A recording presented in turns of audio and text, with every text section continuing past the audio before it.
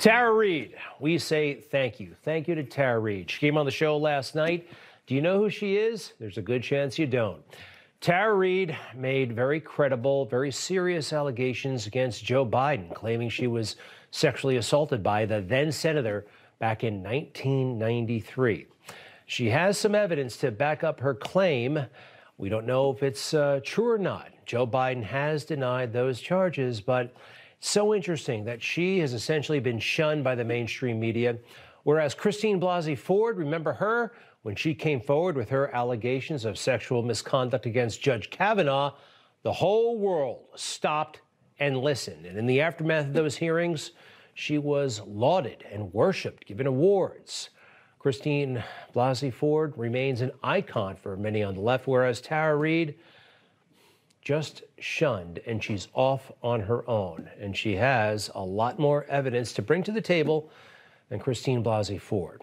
We'll see what happens. But regarding Joe Biden, you know, it's so often with the media, everything is the opposite of what they say. They'll tell you that Donald Trump is the predator and Joe Biden is Mr. Clean. We've seen the images, though, for ourselves, and it doesn't quite work out that way, does it? Doesn't seem that way, at least. And I want to tell Joe Biden something. You don't have a part-time job, Mr. President. This is a real thing, and Joe is not really around too much. Do you remember moments like this? Mr. Speaker, the President of the United States.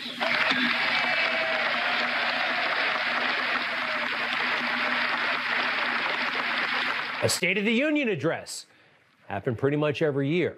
Technically, if Joe were to speak before a joint session, it's not the State of the Union because he just got there. They would call it a address to the joint session or something like that, not a State of the Union. Every president does one as soon as they're elected, about a month or so later. You see all these presidents going back 40 years. Each of them spoke to a joint session before the 1st of March. Joe Biden hasn't done that, and it doesn't seem to be on the horizon at all. And neither does a standard press conference. We all remember that Donald Trump, available basically around the clock for the press. Not so much Joe Biden. He takes questions multiple times a week and looks forward to continuing to do that. And as soon as we have a press conference set, we'll let you know. Sure. Those sprays, though, are not an ideal forum for us to be asking questions. He can't hear us half the time. We get maybe 2 questions and then we're shuffled out. So why hasn't he answered questions from the press at this point? Is it just that he's too busy? I think he's answered questions, I believe the count is almost 40 times. So, and I would say that his focus, again, is on getting recovery and relief to the American people. And he looks forward to continuing to engage with all of you and to members of the other members of the media who aren't here today.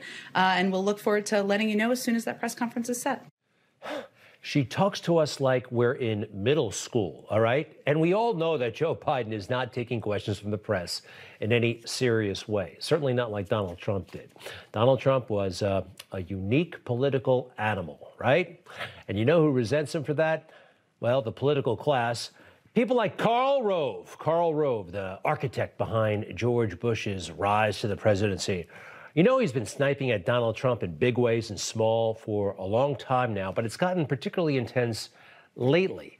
Well, finally, the president is firing back. But I do want to show you that Karl Rove is not some political genius. He's not.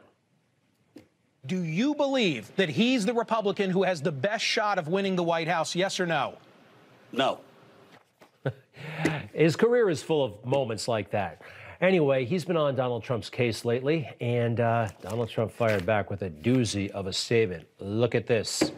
Statement by Donald J. Trump, 45th President of the United States of America. These are actually better than tweets, these great big statements. On election eve, November 3rd at 10:30 p.m., Rove called to congratulate me on a great win. I said, thank you, Karl, only to watch the rigged election take its final form.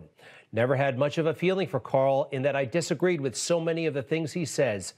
He's a pompous fool with bad advice and always has an agenda. If the Republican Party is going to be successful, they're going to have to stop dealing with the likes of Karl Rove and just let him float away or retire. Isn't it amazing?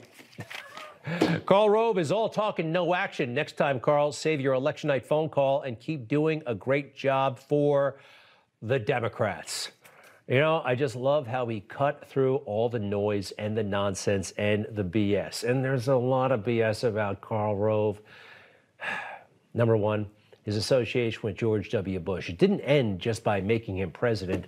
The two of these guys, along with Wolfowitz and Rumsfeld, came up with the Iraq War. Quite frankly, there has not been nearly enough accountability for that fiasco. One of the greatest mistakes in American history, global history. Invading the country to get WMD, accept their word, no WMD.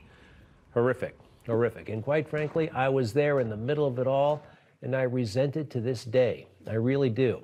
Saw some things I didn't want to see, and I think about those things just about every single day. All right, something else to talk about. Governor Cuomo, wow, he is in big trouble, just barely hanging on. You saw the women, they're coming forward now, and one of them, her name is Charlotte, I believe, and she came out on the CBS Evening News and let the governor have it. The governor had real problems, though, months before where there was a whiff of any of this sexual harassment stuff. The way they bungled the nursing home situation and may have had a policy that led to thousands and thousands of unnecessary deaths. We were raising the alarm bells here at Newsmax and in some other areas of the conservative media, while everybody in the left-leaning media was basically falling in love with the guy. The Biden administration is calling it a challenge at the border. But think of this. If you fly into America, you've got to go through all kinds of